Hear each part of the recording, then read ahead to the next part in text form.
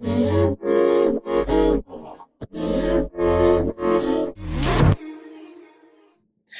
everyone! Hope you guys are doing well. I got 2 videos in 1 week. Who am I, right?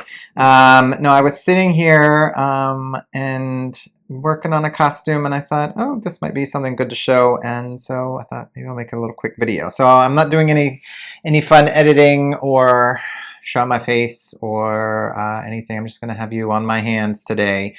So hopefully that is okay, but I think you can still get the deal with what I'm trying to show you without you seeing my face in today's video.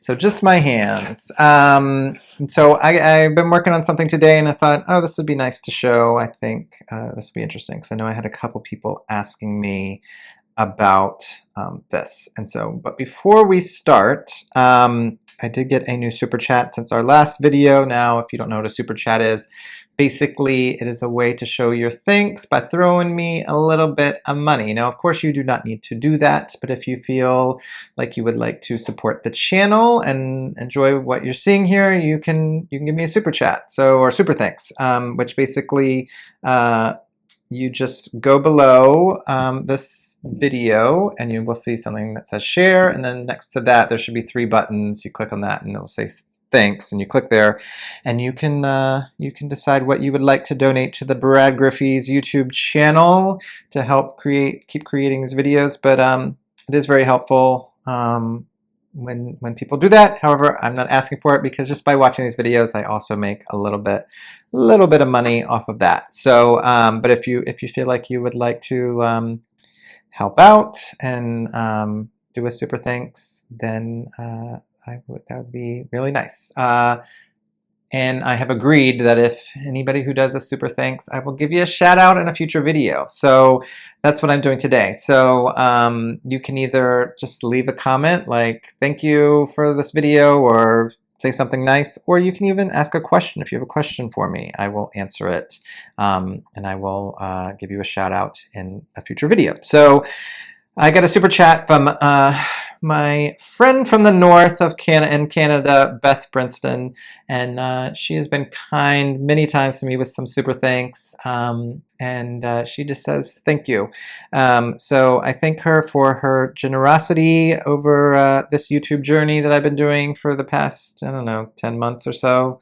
And she's been so sweet with her comments, and we've even done a FaceTime together, because she sews for her daughter, and she needed some help on a costume or a couple of costumes, and so she wanted to pick my brain. So we got on a Zoom for about an hour and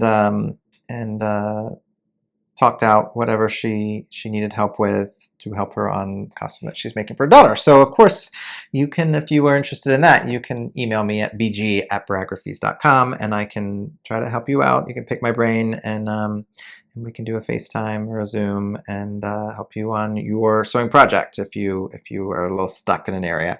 All right, so thank you, Beth, so much for your generosity. And like I said, if you would like to do a super chat and get a little shout out on a future video, you can do so by below at the little thanks button. All right, so today's video is going to be on applique. So I've been working on this dress today. Now, it is not sewn up on the side yet, and the skirt's not on it. I like to do this, as you know, because then I can bead the costume flat, and then I'll sew up the side, or the sides of the dress, and then finish the beading. Now, when I do this, I like to use a little bit of Scotch tape right around the edge here. As you can see, there's no beading. I can put a little Scotch tape just on my edges so that I know, like, don't bead past that point. And so at least about an inch or so where there's no beading, so that I can sew it up and I'm not running into crystals. And if I don't do this, then a lot of times I like overcompensate and then I'm beading over here. But if I can get that 1 inch, then I can bead right up to that line, so that when I then have it sewn together, I'm just basically just doing like a ½ inch of extra beading on the seam line, and it makes it go quicker when I am trying to finish her up. All right, so as you can see, I have some applique on this that I've already put down on it, and basically this is a couple pieces. So this is the first piece here, and then I cut up a piece down here, and I've added 2 pieces up here to kind of create this motif. Now I got this on Etsy, and I just found these a couple of different pieces, and I ordered them on Etsy. Etsy's a really great place to find different trims. And so this is more like a, I don't know what you would call this, but it's like almost like a patch. So it just comes like this, and it has the holes and everything in it and the swirl pattern. You can also use, I use a lot of pieces that are like bridal, what they're called like bridal lace, and you can cut them up, but they're on a piece of mesh. So you have to cut the mesh away so that you have the holes and you're not seeing whatever color, you know, like say if it's a white piece, then you're not seeing white mesh pieces on top of this color, and it is nice and clean and looks like you've sewn it onto, you know, or created that onto your costume. So this is what would be kind of similar to a patch, and then I just glued it down with some E6000, and then I have crystalled on top of it. Now I have found that like in the past I was able to use the E6000 and glue it on, and it worked fine. However, the new formula of E6000, it seems to dry a little quicker, and if it dries, then it doesn't seem to stick as well. So I am gonna show you my little technique. It takes a little while. There's a couple different ways you could do this, but what I'm doing on this one, so that it gives a nice detail on the outside, but I'm basically sewing it down. But before I show you that, when I do these appliques, I do have the syringes. So I buy them in a pack on Amazon. I'll try to link it below. They come in these little packages, and then you put the glue inside here, and then you put this on top, and then you're gonna have some little nozzles. So I have these nozzles that they make them in different thicknesses. So this is the one that I like to use. I'll try to do it low, but it just goes on like this. So I will, I know some people will do their beading here. I do my weird beading technique, which you can see in other videos. So I'm not actually doing this, but when I do the applique, I do like to use the syringe, and I'll put it straight on the applique, and then I'll put it down. Now, what I actually will do is I put my costume out on a foam board and pin it down so it's nice and flat. And then I will place my applique pieces down on to the board, and then I use my little pins here, and I will pin it down on one side, and then I kind of flip up the applique on the side, and I will glue on this side of the pieces, and then I'll flip that down, and then I can put pins there just to keep it, and then I flip it, because it's harder if you try to put it all on, because then it's going to dry a lot quicker, like I said with the E6000, but as well then you may not, like you can't, like when you have all the glue on it and you're trying to put it down, you may not get it in the right place. So if you can kind of place it in the right place, pin half of it down, and then flip up one side, put the glue on, flip that down, pin that side down, glue, and then pin them down, just so that it stays nice and flat. Now, you can hand sew these on without doing glue, but the reason why I like to do the glue is that it keeps it nice and flat. Sometimes when you're doing the hand sewing, even if you're pinning it down, by the time you've done the hand sewing, it kind of can move or shift or bubble up. And so this just keeps it as nice as possible. And so, like I said, I used to be able to, with the E6000, just glue it and it'd be fine. But I found that since the formula is drying a little quicker, it will pop when you stretch a little bit. So I would suggest sewing it down. So you can just sew it down. You can get some gold thread or thread that matches whatever color applique that you have, and just whip stitch it after it's glued down and in place so that it doesn't pop. However, I'm going to show you how I do this. So what I ended up doing, I thought it would be a nice little detail, is that I had done all the crystals like this, but then I went in between, as you can see, there's between spots, so you're still seeing the lace piece. I went in and put in some very short bugle beads. You could do a seed bead as well, but the bugle beads have a little bit more sparkle. So it's almost like half the size of a bugle bead, almost the size of a seed bead. They look like this. So this is the normal size of a bugle bead. And then this is almost like a seed bead, but still a bugle bead.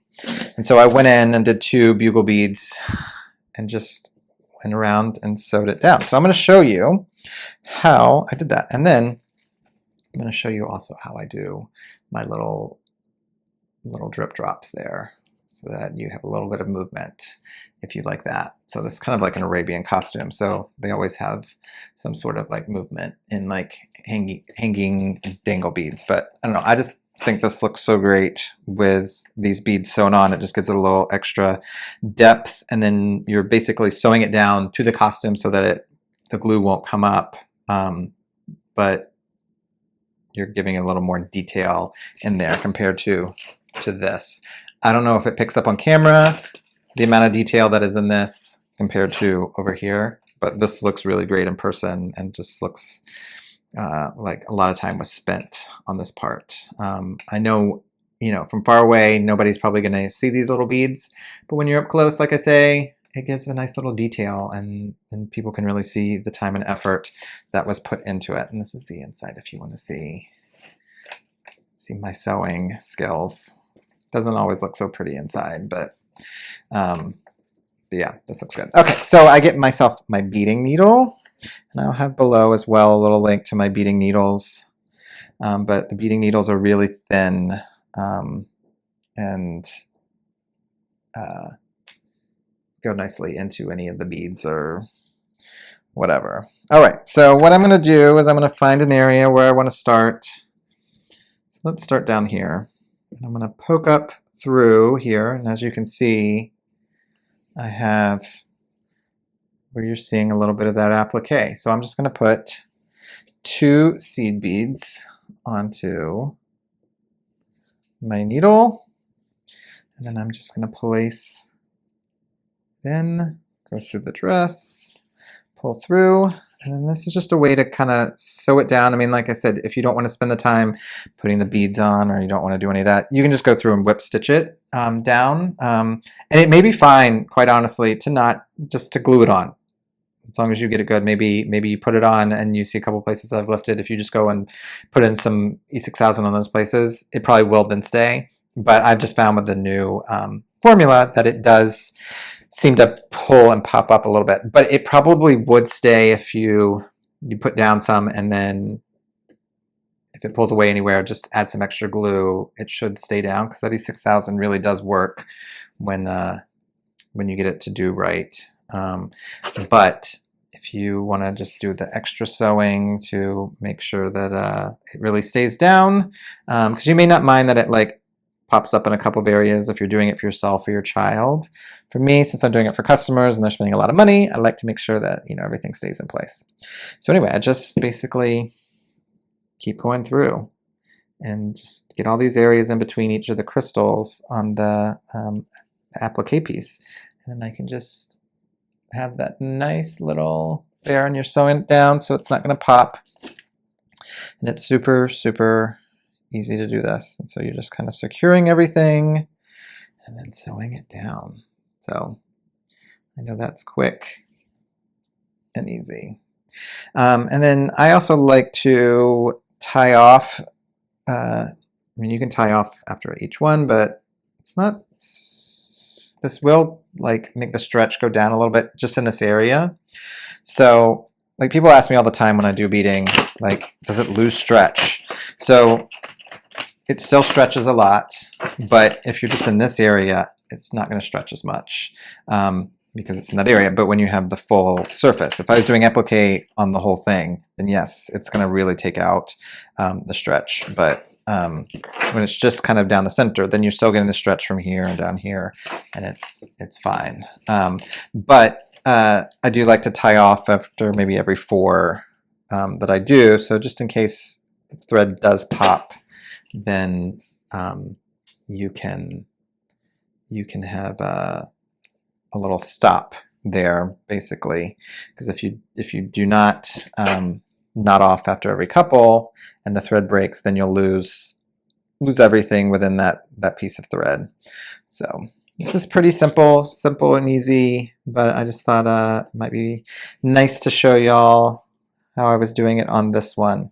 Now you can also just go through and just whip stitch around in each of these, go up and down without the beads. But if you just want to add a little bit of extra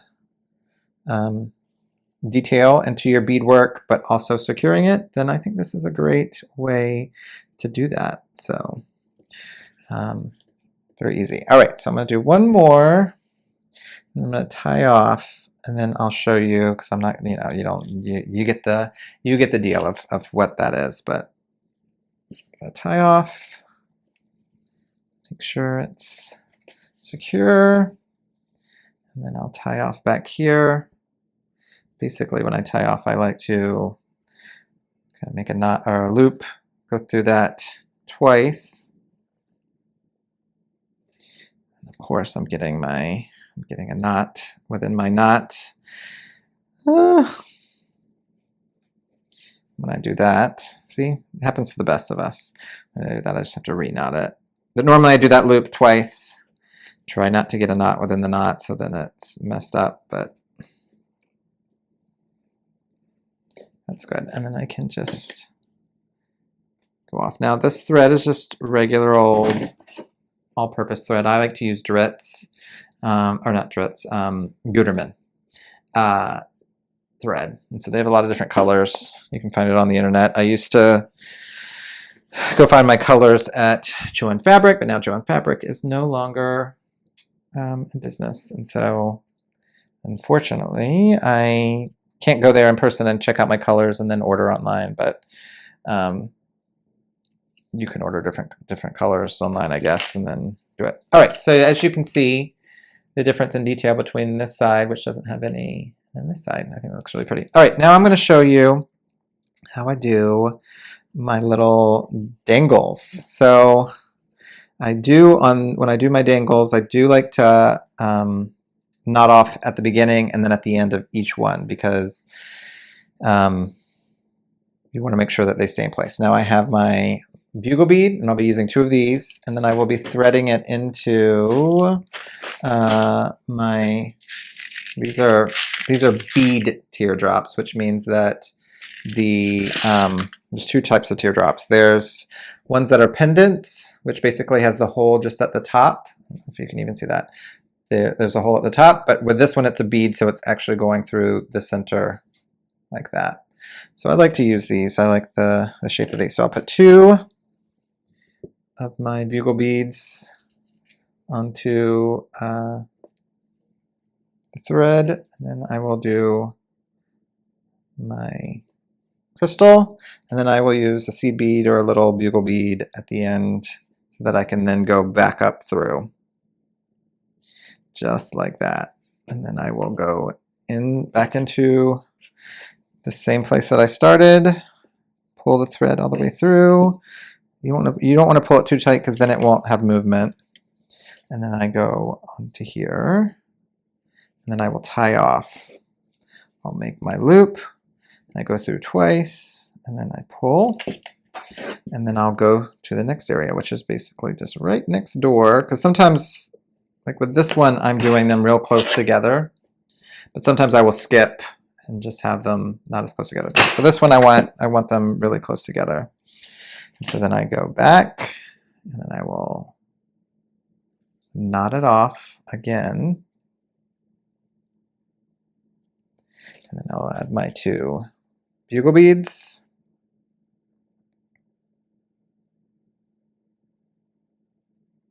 And I will add my crystal. There's many different types of these teardrops. Like I said, there's the pendant version, there's the bead version, which I'm using, but then there's different shapes and sizes, and so like you can really see what different ones they have and get creative with it, depending. And you could go back and like I said, like I'm doing same one all the way through, but sometimes I'll skip one. You can also do where you're doing this, but every other one has maybe 3 or 4 bugle beads instead of the 2, and then it kind of goes at an angle back and forth, which kind of gives a cool look. Or you can switch up that you're doing different endings on it, like different beads on the end, so it gives kind of a back and forth, and so that looks nice. So you can kind of get creative and figure out what you like best. So super simple. So once again, we're just going to go through. We're going to knot off. We'll do our 2 bugle beads, And then we'll do our bead crystal. And then we'll do our seed bead. The seed bead just basically makes it so that we can then come right back through. You don't want to do a long bead on the end like a bugle bead, because then it will lay funny. You want something small. And then we go through and pull. And so it takes a little while to do this, to get all the way around, but then once it's done, it looks really, really, really nice. It gives a nice effect like this. So I think people really see the time that you've taken when you do all these little details, like adding the hand work on it, and really taking your time and giving all the little details. But you know, I have lots of different little shapes in here and stuff. So I always start with, on the applique, I start with the shapes, and then in the end I will go in and do the round crystals like on the edges, but I'll, you know, have little shapes all around it that give it details. So I think that looks nice. So hopefully this helps you out with a little more hand beading. So I got you 2 videos this week with some hand beading knowledge that I use. And I got a lot of other different techniques that I'm sure I'll do in other videos when they come about. But I think this will look really nice when it's done and have that kind of Arabian flair. But I've got the appliques on the front. I've got them going down the center back, and then I also have them on the sleeve. So this will be the sleeve, and this is kind of the center. And so it gives this nice little detailed Arabian vibe to it. So, all right, so hopefully this helps you out with maybe one of your future projects or gives you some inspiration. And if you've enjoyed this video, I think it would be really nice if you give me a like, if you give me a subscribe, so you know when I have other videos coming out. Push that bell notification, because that will definitely give you notification of when I put out a new video. And then you can leave me a comment. So and I love any kind of comment. So it just shows me a little bit of love. So if you've enjoyed this, please do those things, and I will see you in the next video, whenever that may be. Like I said, I just got kind of on the whim. I was like, oh, this will be a good little quick video I can do. We're currently at 22-ish minutes, and I don't think I droned on for too long. And so hopefully this will just be a quick in and out video, and I can get it to you without having to do a lot of editing. But I think this is a nice little technique so that you get a nice little detail, especially if you're doing an Arabian style or something that you want a lot of detail with. So that really just gives a little bit of that extra love to the costume, and it really shows the detailed work that has been put into what you're doing. All right. With that being said, I hope you guys have a great night, and I will see you in the next video. Bye-bye.